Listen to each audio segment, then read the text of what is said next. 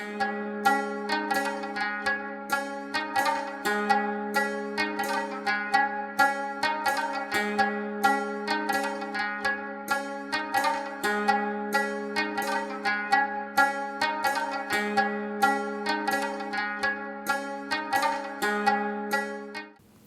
students, hello and welcome. I welcome you to the online course that is Psychology of Individual Differences, and today we will be talking about the cognitive approach to motivation.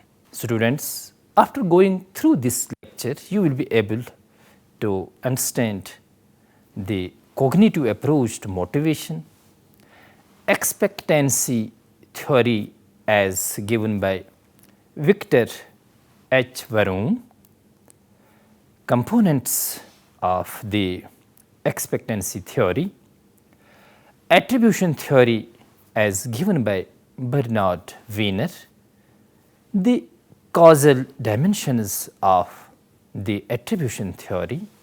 Now, students, let us understand the cognitive approach to motivation.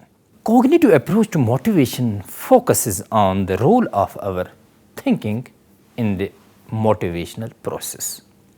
It emerged as a strong reaction to the behavioral views. According to cognitive theorists, behavior is determined by our thinking, not by rewards or the punishments we anticipate or receive. Such an approach or perspective runs counter to rationalizing our behaviors as a result of automatic responses governed by pre-programmed rules or innate mechanisms involving drives, needs and reactions. This approach asserts that our actions are the product of deliberate thought processes such as beliefs, expectations, knowledge about things and past experience. Terming it differently, the theorists assert that people do not respond only to external events or to physical conditions like thirst or hunger. They also respond to their perceptions of these events.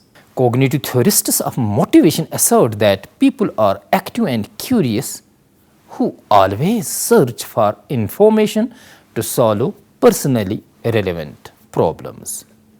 They emphasize intrinsic motivation and say that people work hard because they enjoy work and because they want to understand.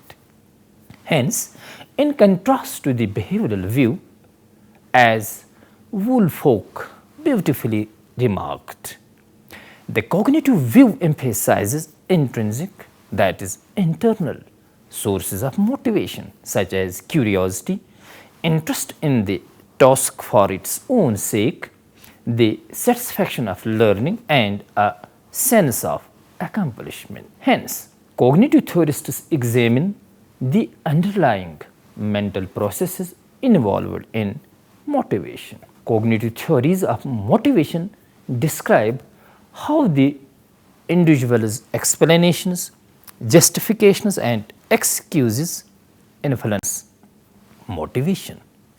These theories focus on an understanding and anticipation of events and outcomes. It is on the basis of our own perception, thought, and judgment we choose relative values that govern our behavior.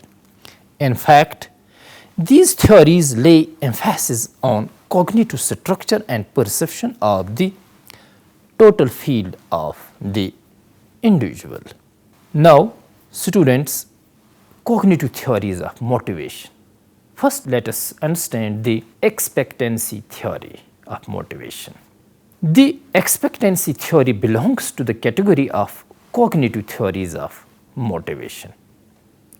This theory describes how and why an individual makes a certain decision of picking the best behavioral option from many.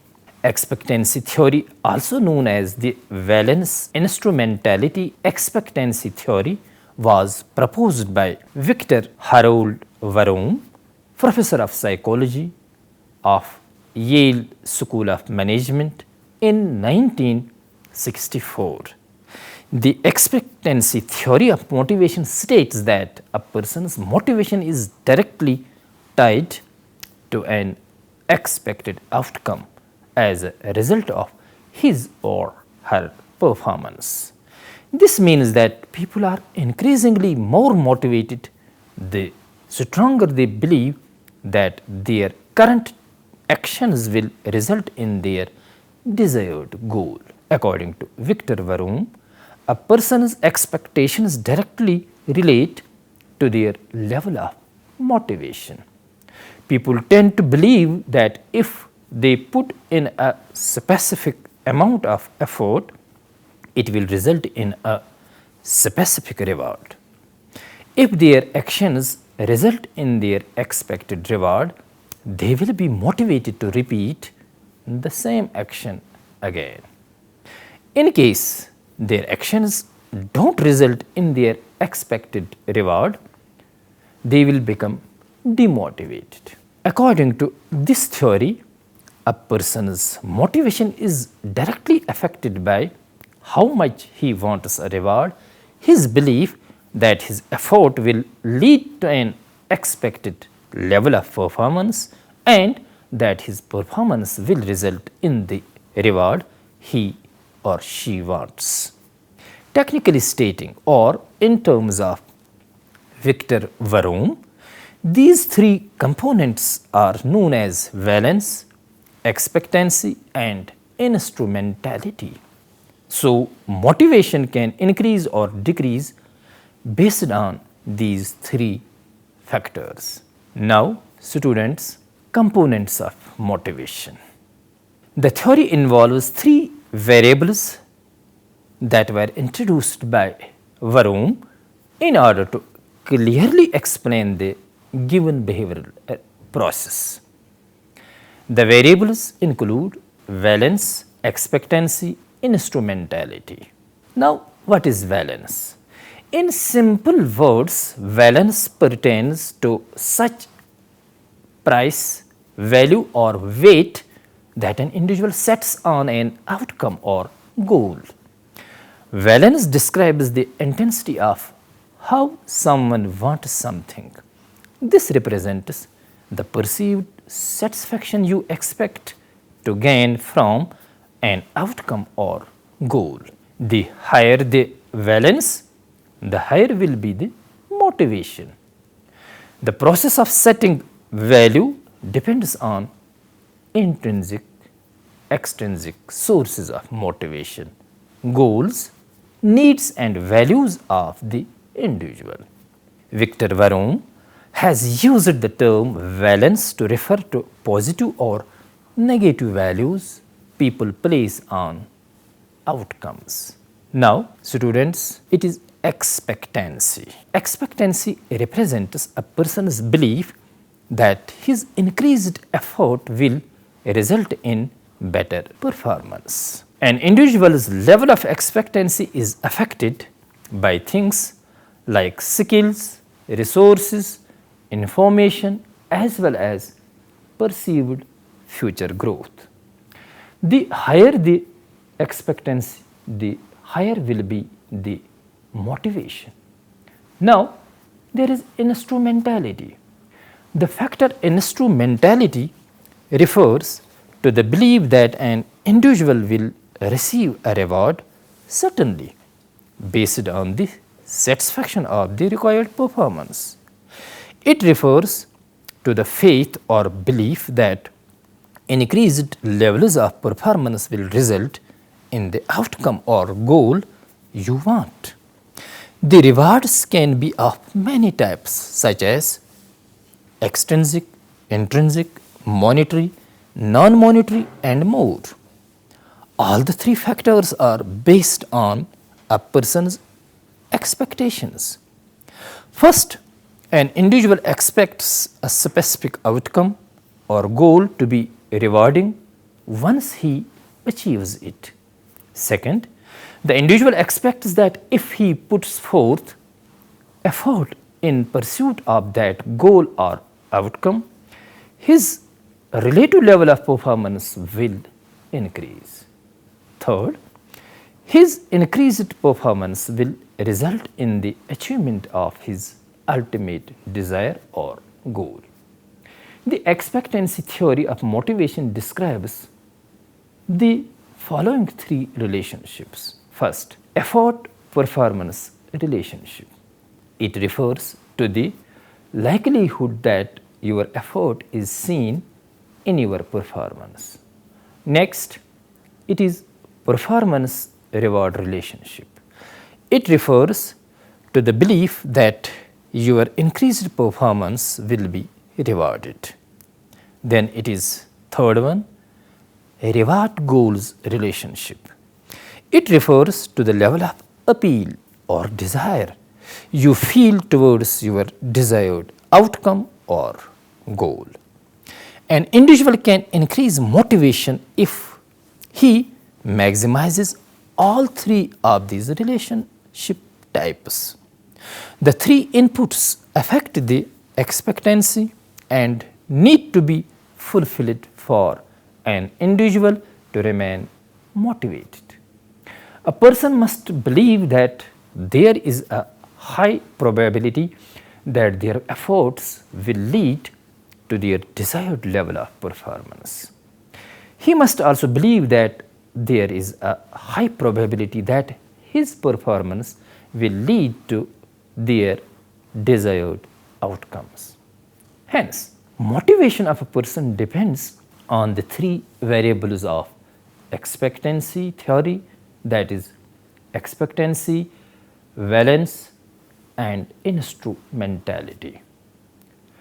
If these variables are strong or high in a person, then his or her motivational level can also be high.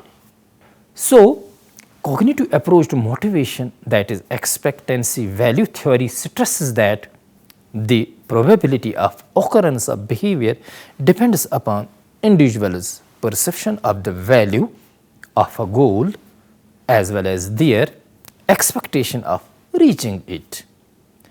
At workplaces, it is important to recognize that individuals have different sets of goals and expectations and therefore must be motivated according to their personal preferences and choices.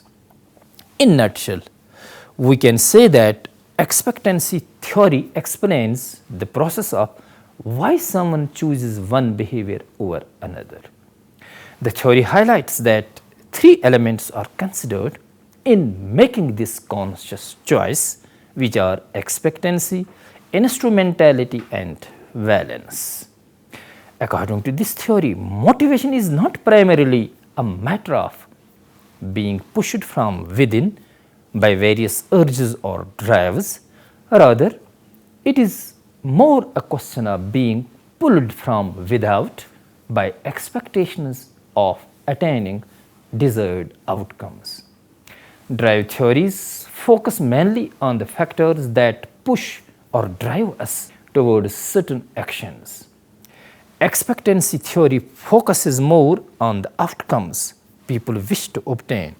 Why do people engage in complex, effortful or even painful behaviors such as working many hours on their jobs, studying long into the night?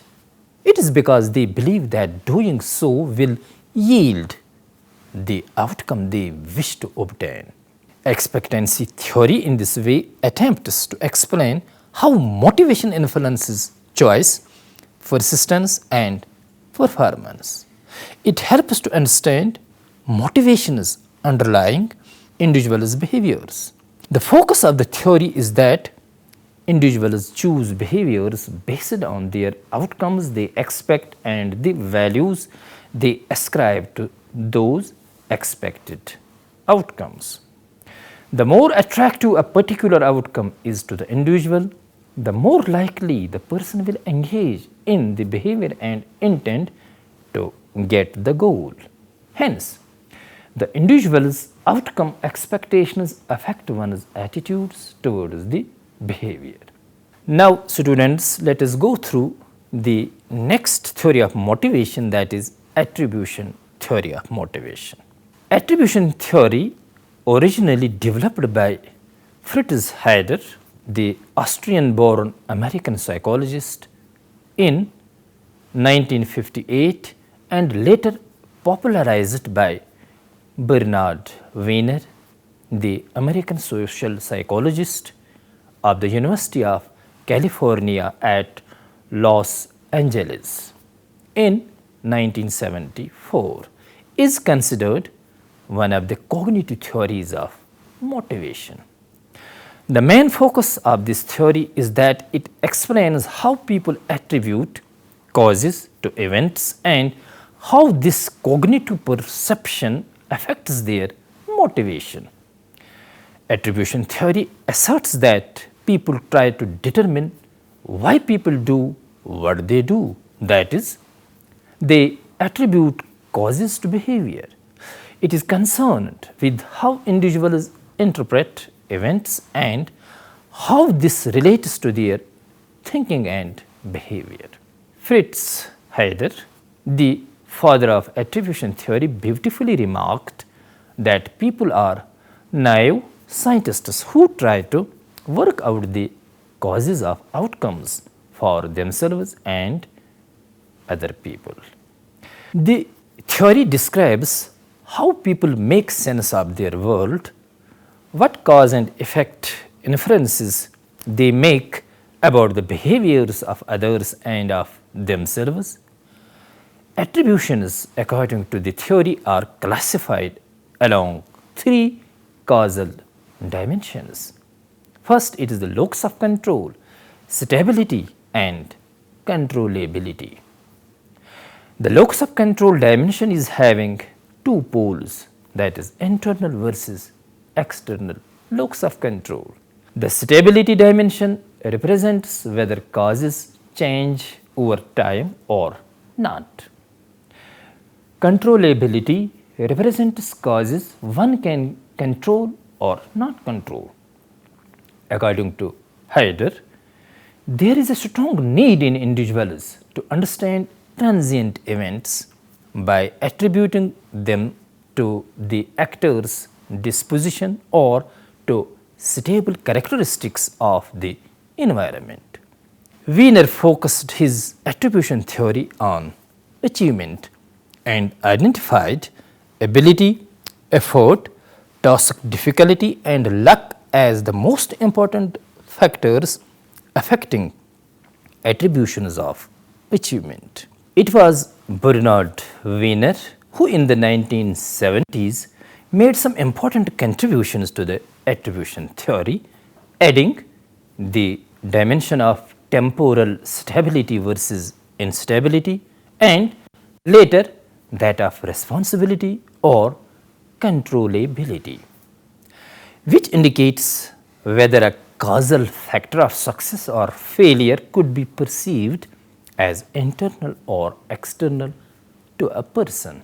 Now, these three causal dimensions, the types of attributions individuals choose to make to the causes of the events significantly impact their future behaviors.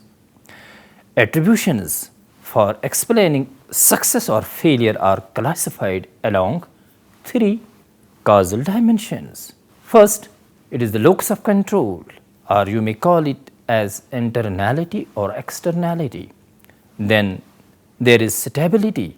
The cause may be a stable one or an unstable one. And the third one, that is controllability. The factor may be controllable or uncontrollable. Now, first it is locus of control, or you may call it as internality or externality, locus dimension.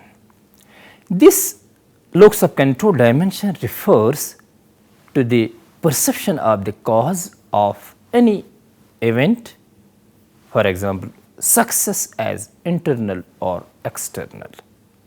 Here, two basic kinds of attribution is made are internal or external. A student who attributes or blames his lack of effort, and it is an external cause, to failure in examination may be motivated to study harder for the next exam. However, a student who deems herself incapable of studying, and this is an internal cause, lacks motivation and is more likely to fail in the next examination too, solely because of her lack of ability. In other words, if a learner believes that he or she failed her test because she lacked the necessary ability, she is referring to her internal attribution. On the other hand, if he or she blames that the teacher was incompetent, lacking proper methodology, she or he is referring to the external attribution. More examples of internal factors may be that you are either stupid or bright or not interested. External factors may refer to anything or anybody else you can blame.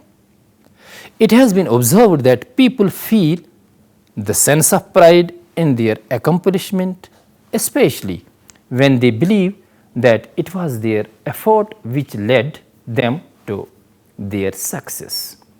Research evidences are there that academic achievement is improved when the learners attribute their academic outcomes to effort and study techniques rather than factors like lack of ability and health problems.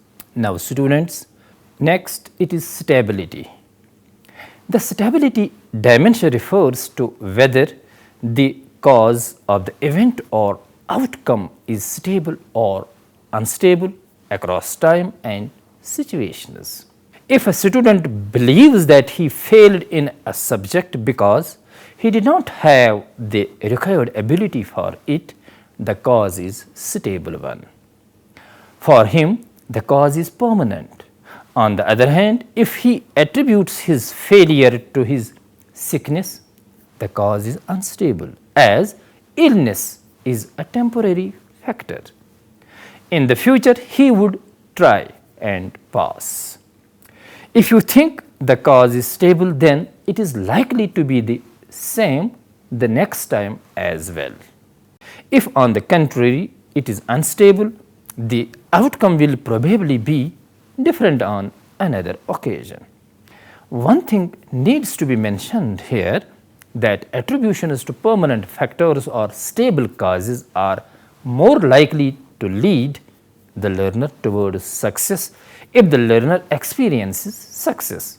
However, in case of failure, attributions to stable causes are likely to decrease the morale and expectations of the learner in the future. One's ability can be classified as a stable internal cause and effort classified as unstable and internal. Now students, the next one, that is controllability.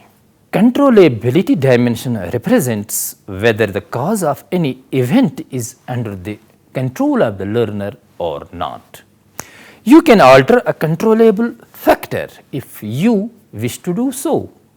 On the other hand, an uncontrollable factor is one that you cannot easily alter. If a student believes that he could have done better in the test had he practiced more, the cause is controllable. On the other hand, if he doubts his own ability for success, the cause is uncontrollable. As a matter of fact, environmental or external attributions cannot be considered as controllable. Students often attribute their failure to uncontrollable factors by blaming the bad school and the poor teachers. Controllable factors may include one is skill, efficacy. Uncontrollable factors include one is aptitude, mood, others actions and luck, etc. According to attribution theory, there are numerous causes which may be attributed to success or failure, but these causes or factors vary along three dimensions, that is locus of causality.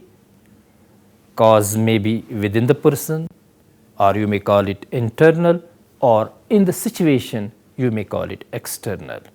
Stability, the cause may be stable one or unstable, and controllability, the cause may be controllable by the person or beyond his control. People often use causes like ability, task difficulty, luck, and effort to explain success and failure. Ability, as a matter of fact, is an internal, stable, and uncontrollable cause. Task difficulty is an external, stable, and uncontrollable cause.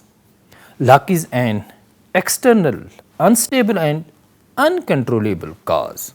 So far as effort is concerned, it is an internal, unstable, but controllable cause.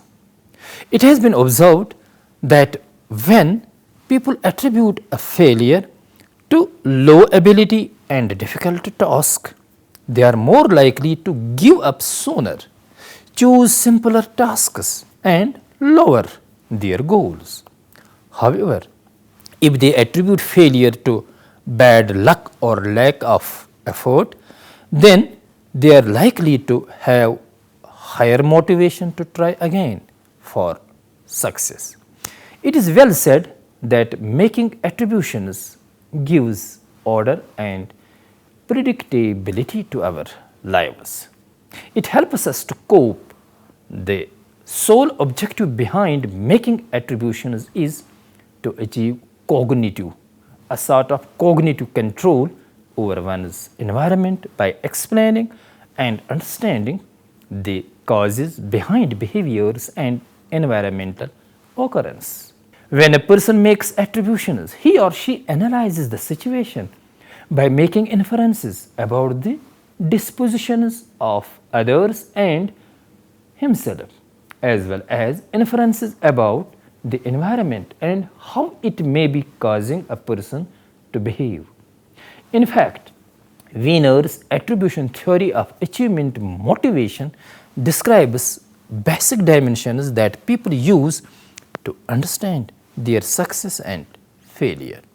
These dimensions are internal or external, locus, stability over time, and controllability. These dimensions help in understanding expectations for future outcomes. In other words, this theory states that an individual's causal attributions of achievement and failure affect subsequent behaviors and motivation. Since Wiener pinpointed and described the three causal dimensions, his attribution model is being called the three-dimensional model. Students, to sum up, we can say that cognitive approach to motivation describes how individuals' explanations, justifications, and excuses influence motivation. This approach focuses on an understanding and anticipation of events. The cognitive approach to motivation, exemplified by expectancy theory, highlights that people's thoughts, understanding, and interpretation of the situations underlie their motivation.